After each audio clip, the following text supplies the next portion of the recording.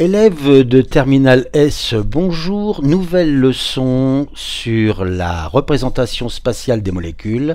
Nous voyons maintenant la chiralité. Votre programme, vous voyez que vous allez aborder cette notion de chiralité, que vous devrez revoir la représentation de Cram et vous aborderez la notion de carbone asymétrique ainsi que énantiomérie et mélange racémique. En ce qui concerne les compétences exigibles au baccalauréat, vous devrez reconnaître des espèces chirales, vous devrez utiliser la représentation de Cram et vous devrez identifier les atomes de carbone asymétriques d'une molécule donnée. Alors, en ce qui concerne l'historique, c'est Louis Pasteur qui le premier a identifié des cristaux qui étaient donc chiraux. En faisant cristalliser le tartrate double d'ammonium et de sodium, Louis Pasteur a vu apparaître deux formes de cristaux qui étaient images l'un de l'autre dans un miroir. Il fut donc le premier à mettre en évidence la chiralité en chimie.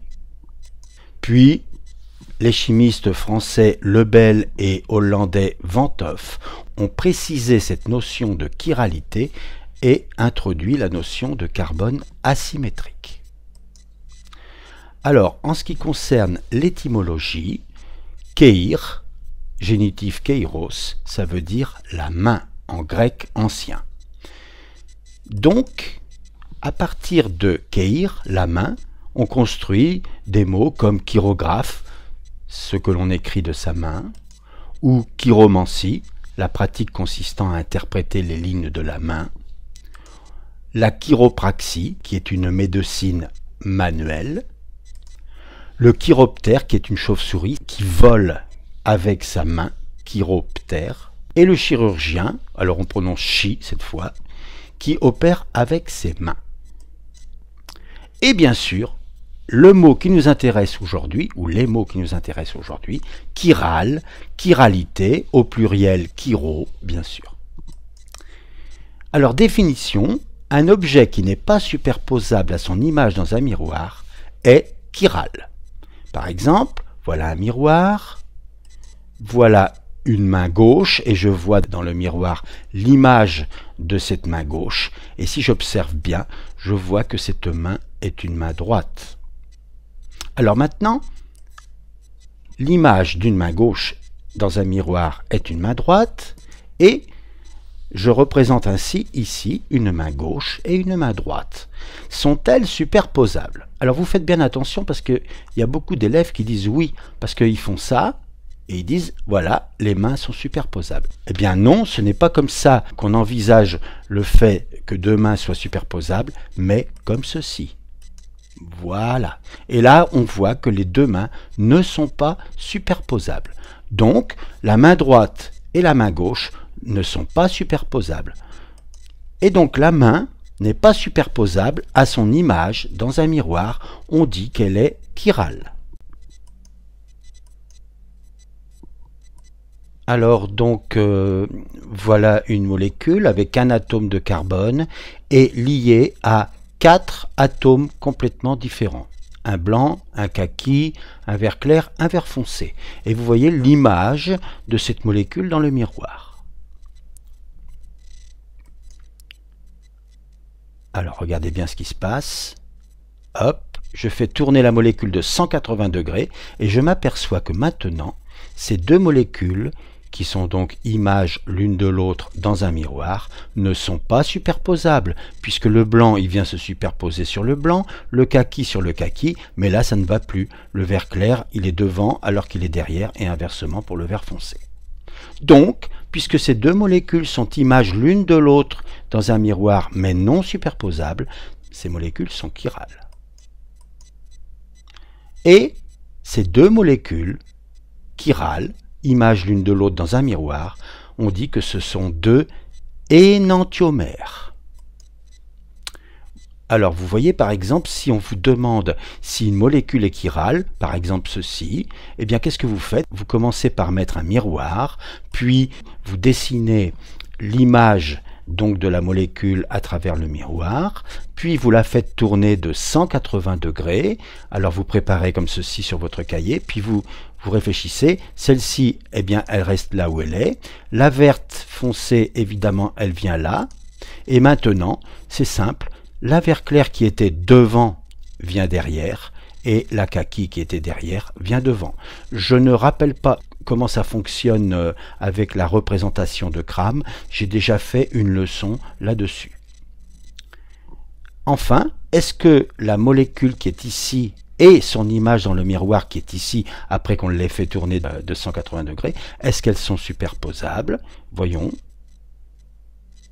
Eh bien, vous voyez que là, oui, mais ici, ça ne marche plus. Ces deux molécules ne sont pas superposables, donc elles sont énantiomères l'une de l'autre. Nous avons un couple d'énantiomères, et donc ce sont des molécules chirales. Quelques objets chiraux que vous connaissez, par exemple, voyez, les coquilles d'escargot. Vous avez deux coquilles ici qui ne sont pas superposables et qui sont images l'une de l'autre dans un miroir. Alors maintenant, une casserole avec un bec verseur, eh bien effectivement c'est la même chose. Celle qui est à droite, ce serait la casserole habituelle pour les droitiers, alors que celle-ci ce serait pour les gauchers. Ici vous avez deux vis à bois qui ont des pas qui ne sont pas les mêmes. Il y en a une, pour la visser, il faut tourner dans le sens des aiguilles d'une montre, et l'autre, il faut tourner dans le sens trigonométrique. Ici, une paire de chaussures. Et bien, quand vous mettez vos pieds dans vos chaussures, si vous les avez mises à l'envers, vous le sentez tout de suite, parce que justement, les chaussures sont adaptées à vos pieds, qui sont des objets chiraux, comme la main.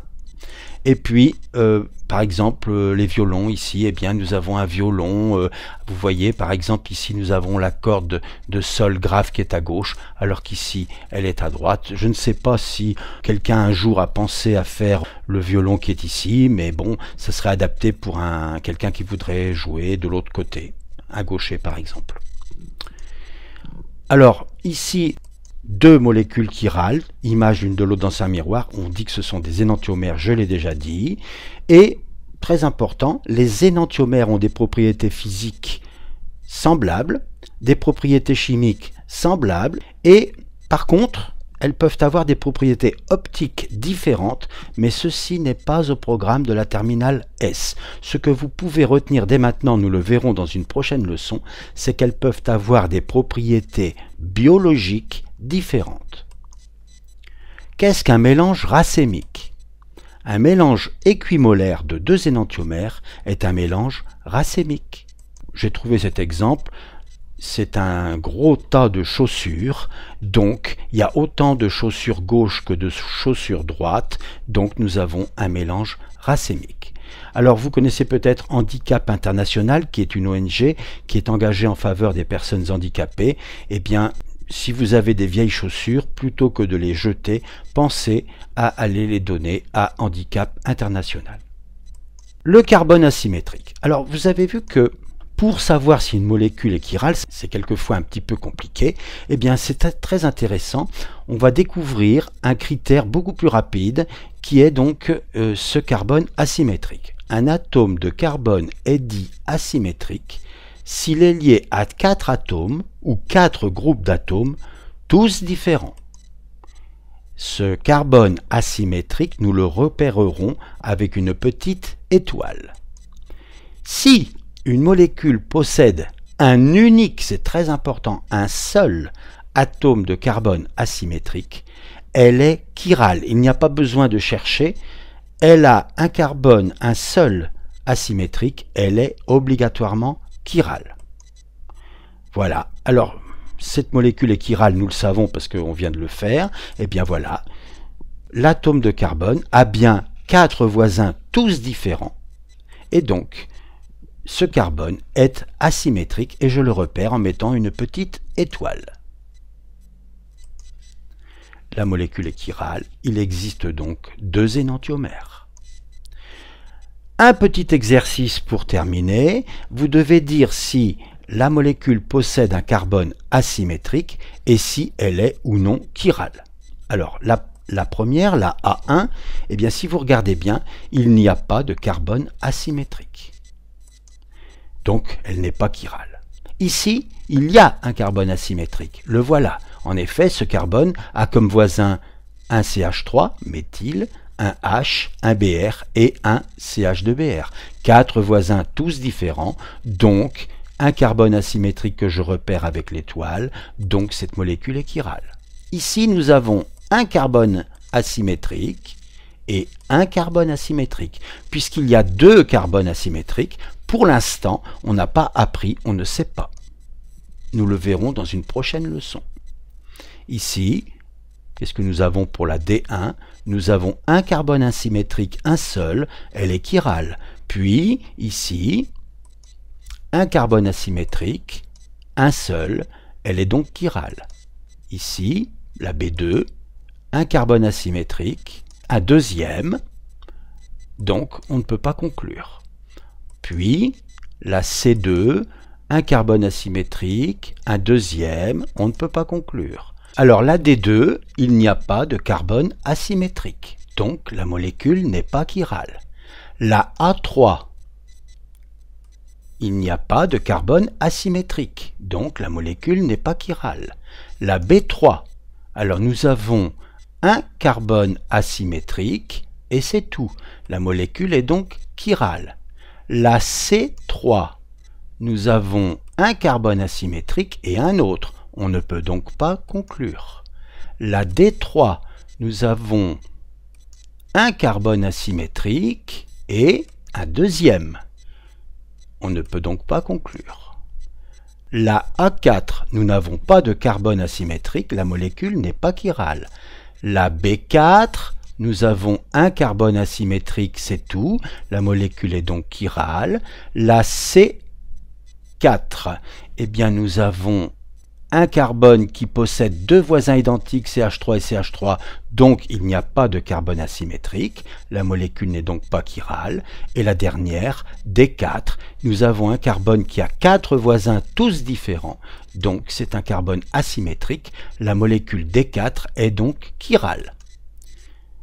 La leçon est terminée, la prochaine fois nous verrons la notion de diastéréoisomère. À bientôt!